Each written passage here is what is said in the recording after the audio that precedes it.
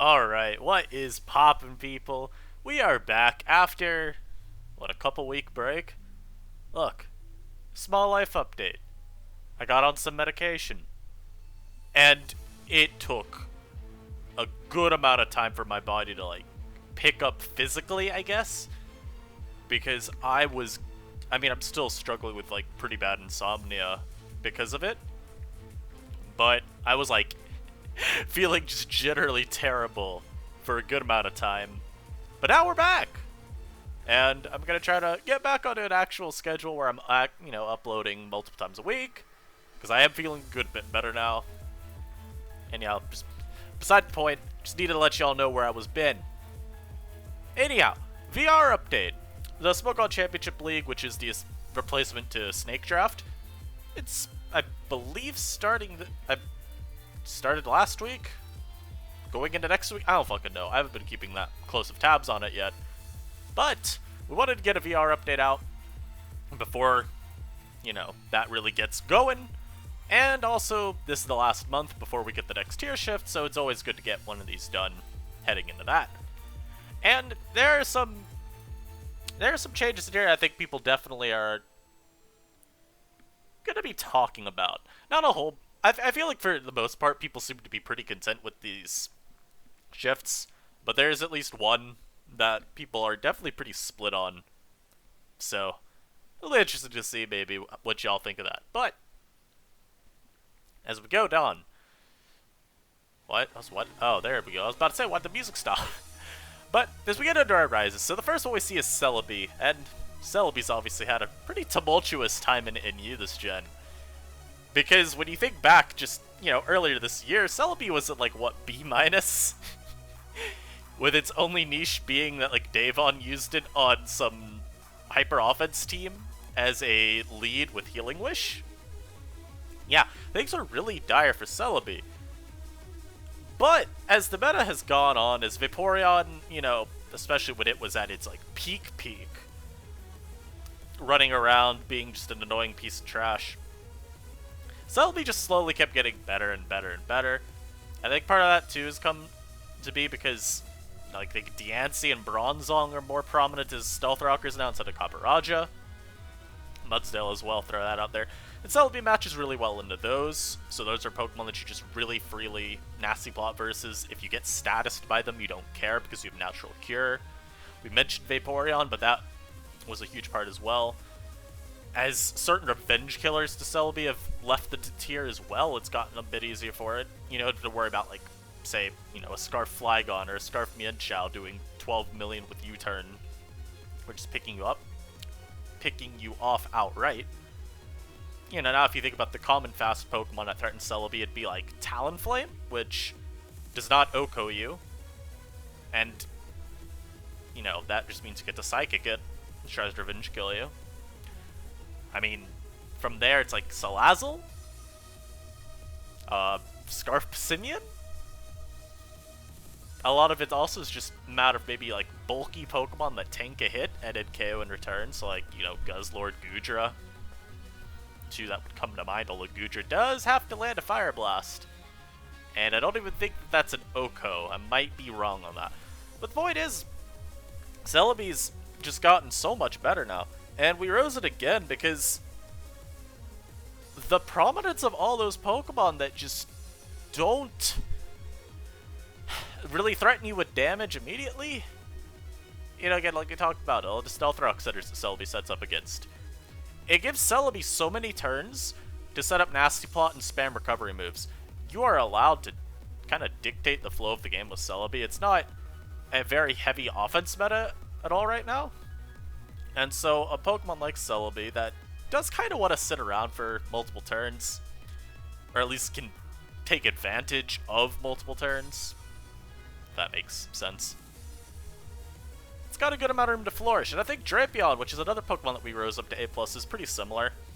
Drapion is a mon that, not very, impactful in a game when it's not at, +2 attack, right? Amon is very weak, it's got, 90 base attack, that's terrible. But its offensive stab combination is really good. Only really Mudsdale and Guzzlord really want to be contending with you for too long. And a lot of other Pokemon, Drapion's able to make really good headway into if it gets the Swords Dance boost up. Defensively as well, it just does a lot of good for teams. I think the Ghost Resist is the big thing. Like, yeah, you don't want to have to check something like a Golurk, because Earthquake can catch you, but you at least switch into Poltergeist, and you're a really good Decidueye answer. You're an okay enough Celebi answer if you switch in on the Psychic or, like, Recovery.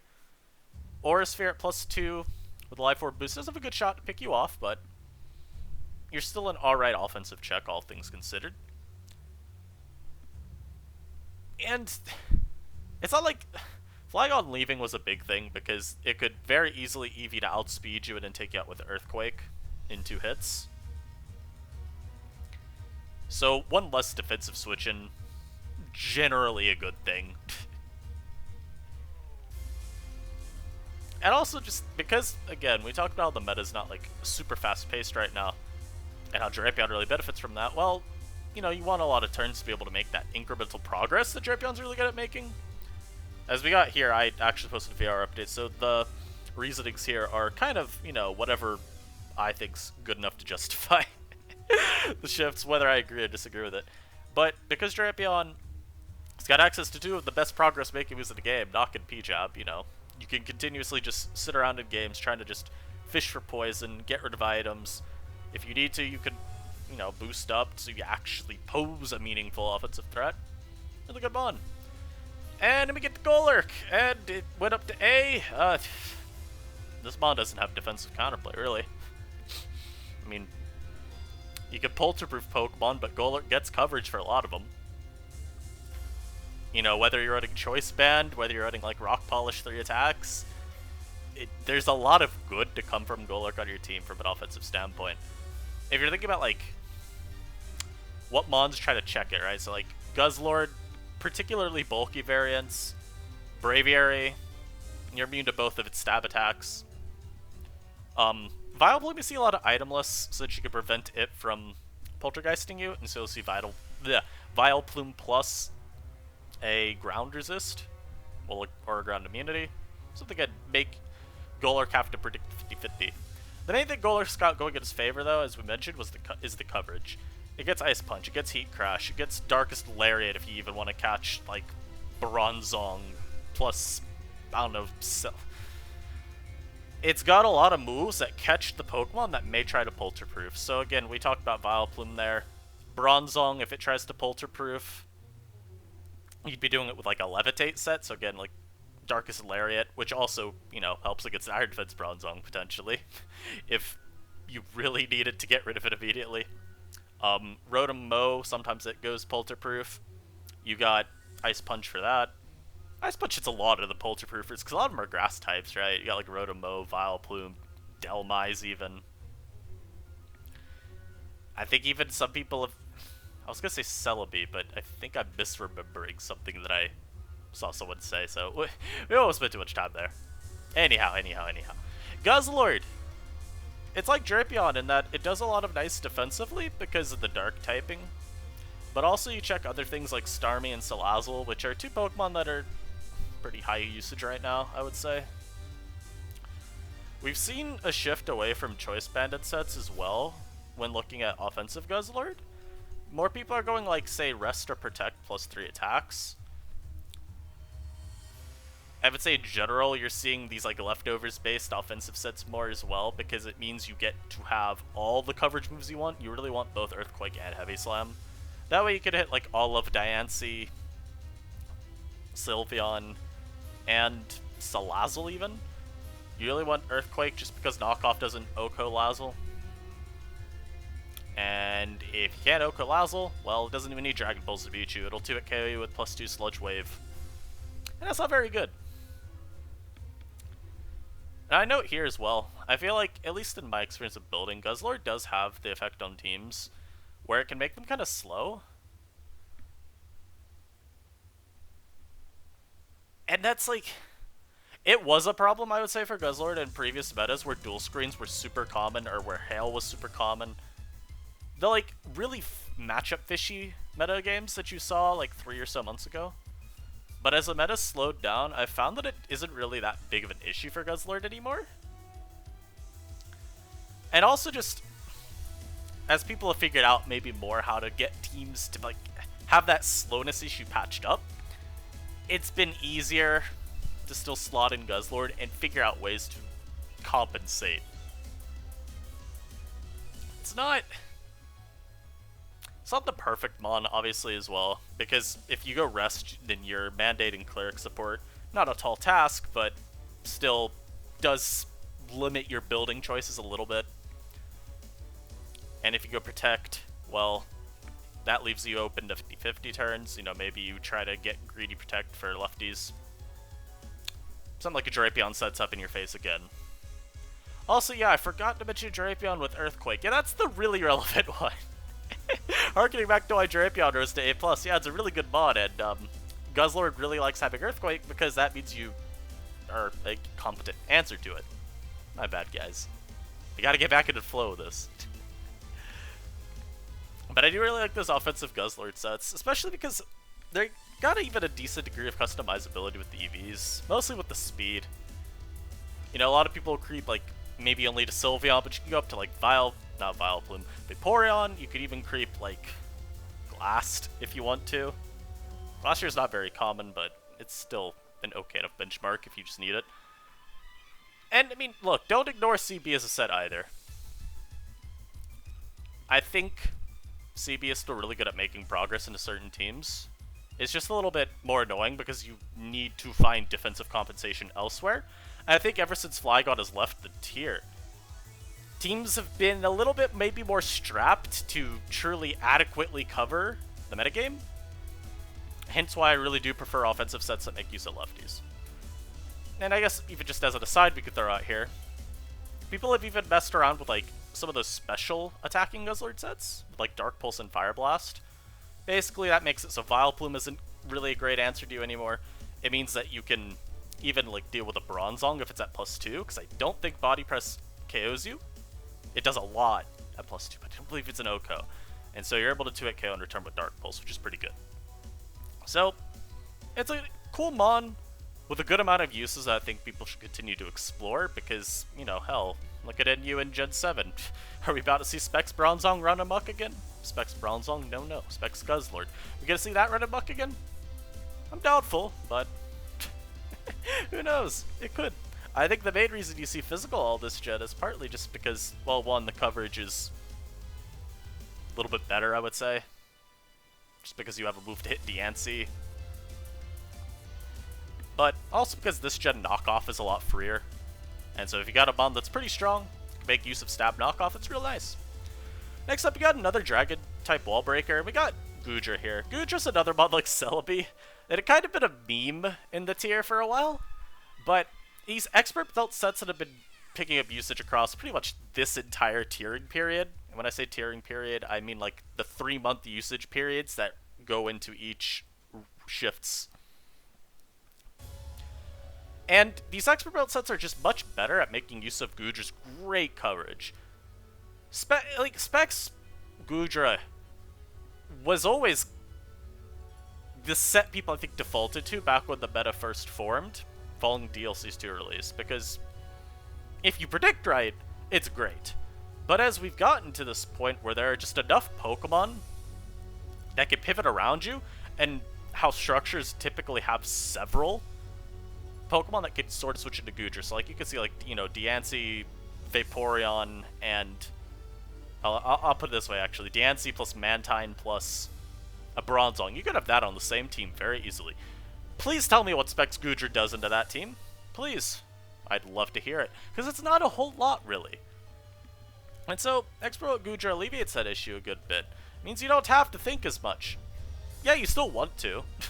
You still want to catch Vaporeon with the Thunder or Thunderbolt, whichever electric move you run, as it comes in. It makes it a hell of a lot easier to make progress there, but... It's not as, you're not as, like, crippled if you make a misplay. Sure, your Draco Meteors, if you're just throwing those off for damage against neutral targets, they're not as impactful, but it's not a huge deal, I've found. And I do really just think that making Goodra a lot harder to pivot into by saying, no, you don't get to make one proper read and then be safe, I do get to now catch you with the actual coverage we've had for you. I think that's really valuable. And also just part of it is because of how good Diancie is right now, Goodra being able to really easily run Iron Tail and Oko is just really nice. And it's a cool lure if you've got a Pokemon like, say, Ninjask or, hell, offensive, like, Talonflame. Or even just bulky Talonflame with, like, Bulk Up. I think that works well, too. Next up, we got some Pokemon that are actually just getting brought onto the VR. Some of these I'll have a little bit more to say than others, because these are pretty niche. So, Silvally Ground, if you tuned into the stream that we did multiple weeks ago, you'll see that I built with Silvally Ground. And I think the big selling point to it is the speed tier in combination with the power that multi-attack provides you with. And, hell, the coverage as well. So, base 95 speed. At +1, that means you are faster than a lot of Revenge Go to the tier.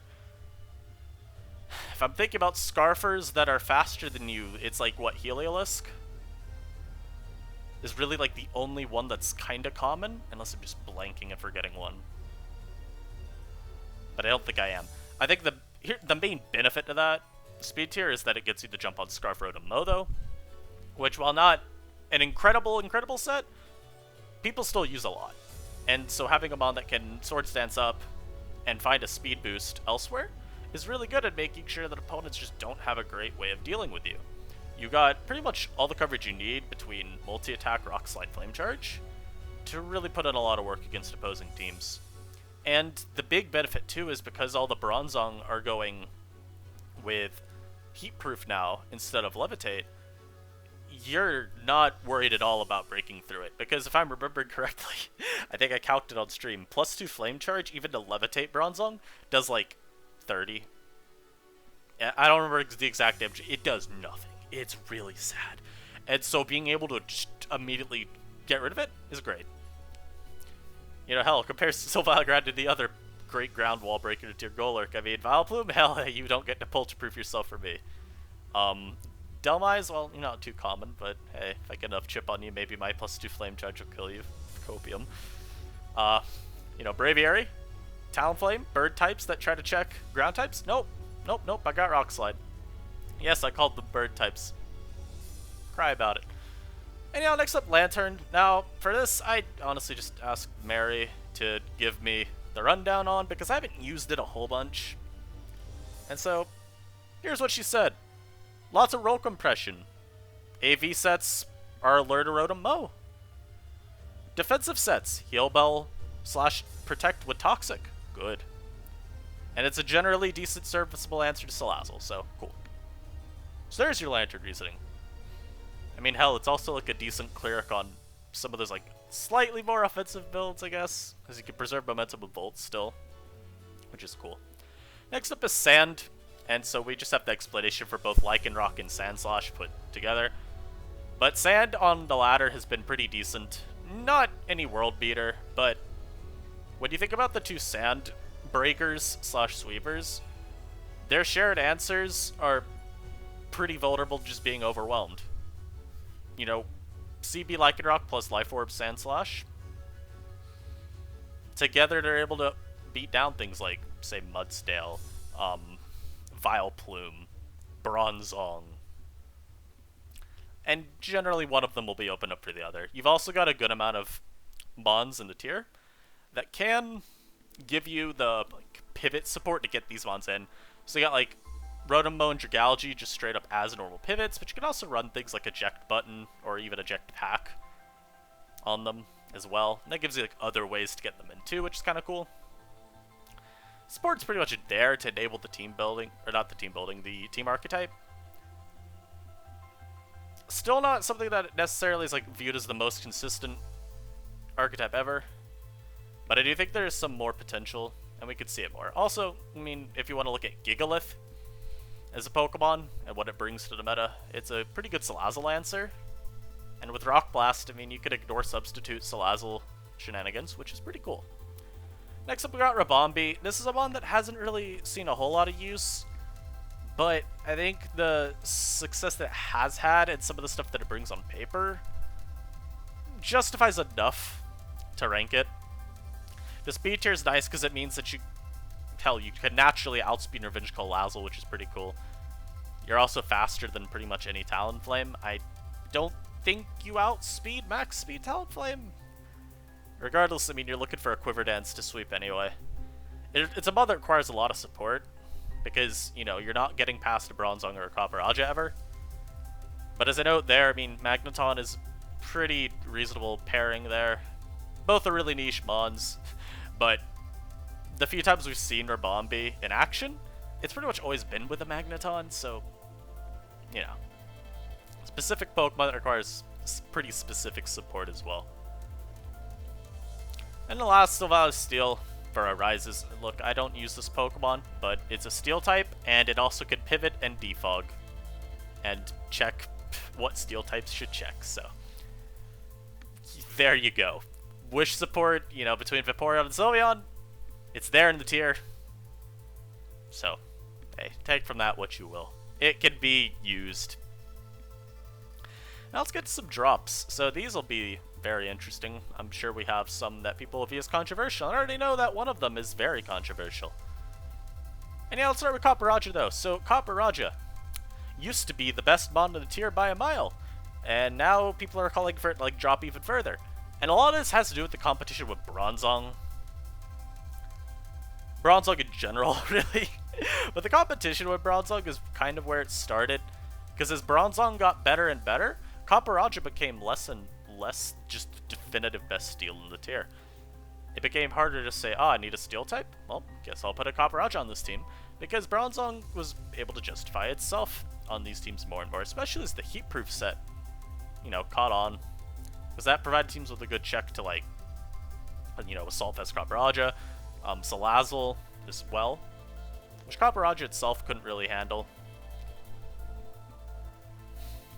And if you want to even just look at the AV set's effectiveness, while it doesn't really have a whole lot of hard counters, the commonness of Pokemon that do just soft check it or pivot around it, so like Talonflame, Guzzlord, Mudsdale, and that's real annoying for it because it means that you really gotta make the most out of your turns.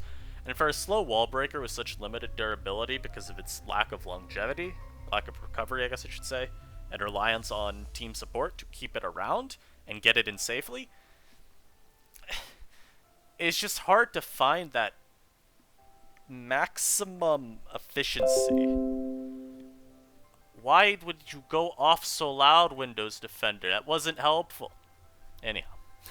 Next up is a Surfetch to drop, and this one I could see people being a little bit shocked on, especially because Surfetch is, you know, brought up a couple of times as potentially worth looking into and suspecting. But ultimately, Council has held off on that, and part of it's because, I mean, Surfetched is not really that incredible. It's a really strong breaker, don't get me wrong. I mean, Scrappy CC means that you've got a very hard to punish option. Really the only Pokemon you're worried about punishing is like Flame Body Talonflame, or maybe Effect Spore Vileplume. Unfortunately, Diancie is one of the best partners for Surfetched, mostly because of mostly because of Talonflame. You know, it's a revenge killer that can punish you with Flame Body, so Diancie hard counters that. Good pairing, and can clear Surfetched of any Flame Body status. But teams usually at least will have the means to both outspeed Surfetched, and, you know, that's part of the way you keep it contained. You just say no, you don't get to just come in for free. I think generally as teams have found ways to avoid being just overly slow, it's become a lot easier to manage against Surfetched, because people just aren't giving it a whole bunch of turns to come in and be very safe and outspeed and threaten a whole bunch of damage. And you still see a whole bunch of Pokemon, like, again, Talonflame is still everywhere, Sylveon's really good, Bronzong bulky enough to take a hit. What are some other Pokemon that are just generally good into Surfetched? Celebi, I guess. I mean, that's rising in usage continuously as well. I mean, yeah, Surfetched is first impression to pick you off, but if it's already used first impression and it cannot use it on Celebi that next turn, so it doesn't really matter, that does it. Even things like Palisand that aren't immune to CC but bulky enough to tank it, that's seeing a little bit more usage now. It's still a really good mon. I find that a lot of time, even when building with it, it's so unrewarding. Because it just nothing for me defensively. And I always hate that when I'm building with a slower breaker. I want at least something defensive in that, but it's not even like X-Sploud, where it's that like deceptive bulk where it'll always just live like one hit. No, Surfedge dies to a gentle gust of wind. I'm just like, man, come on, I just want to click CC, but it's not even worth it. And now here's the big debate one. Vaporeon dropping to A-. Now, look, I'm not responsible for every shift of these on my own. Don't come for my head. I'm just a humble councilman.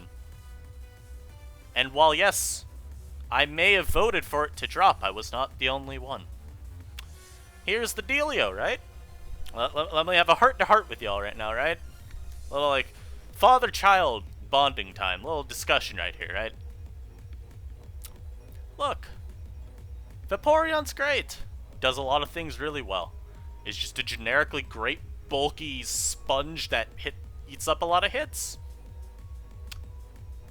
It's a great wish passer. It's a great cleric. It's a great philanthropist. You know, it's just hard to find too many faults with Vaporeon. In terms of, you know, I can't fault Vaporeon's character, but in terms of what it contributes to battles, I feel like it's been so overstated for so long, and the meta's finally catching up to it, and people don't want to move on.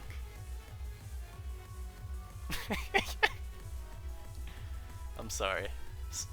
Maybe someone caught on what I was referencing there, but here's... Look, Vaporeon does not do what it used to do to the same degree of effectiveness. It does not sit around and just check everything to the same degree like it used to.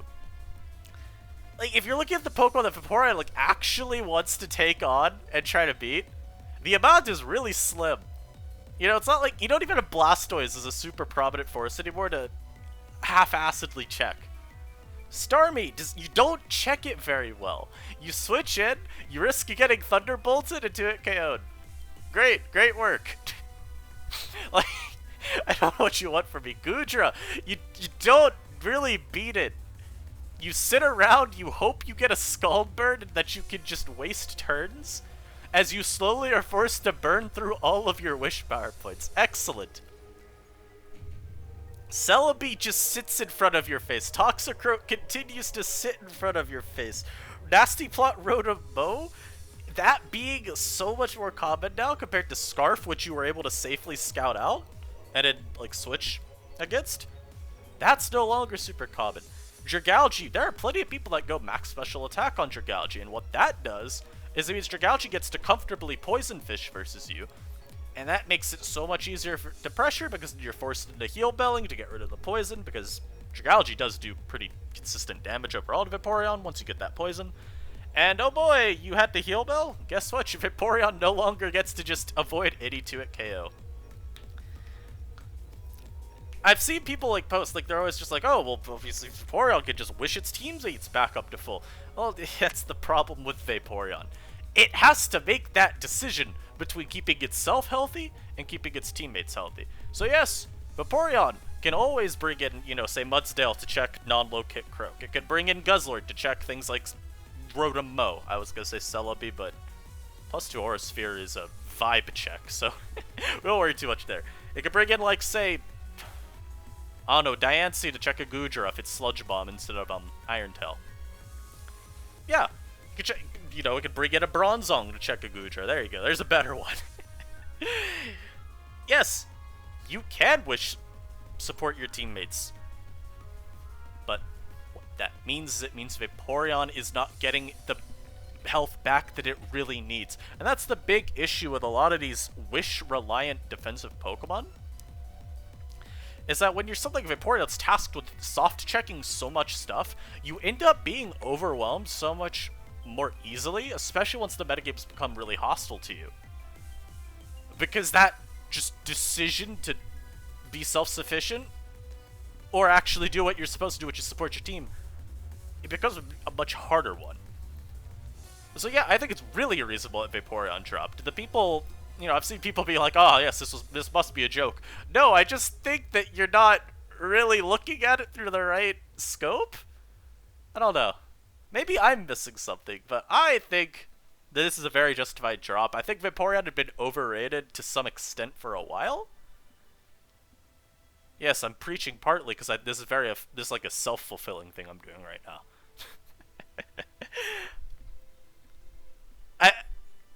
I don't know. I think this drop is fine. I still think Vaporeon would be at like the top of A-, right? I think maybe there's like one Pokemon in A- that I rate above it, maybe a couple. It's still really good. You know, I even say here, it's still great at doing a whole bunch of things, but I just don't think it defines the tier like it used to at all. Hell, throw another Pokemon that fell off, Glassray, which you also were kind of like a not great answer to, because every time people used Glass, it was always that like really bulky substitute Swordsdance set that you just let set up in front of you. Anyhow, Glassray also fell, by the way. That mon's not very good. On paper, it should be great. You know, it should be able to stat check the entire tier. Just, its bulk and attack stats are so good. But it's like Paparaja. It's a bulky Pokemon that hits really hard, but it has no longevity of its own. So it requires so much support from its teammates to like get the like, safe turn to come in and break or set up, I guess in Glastray's case.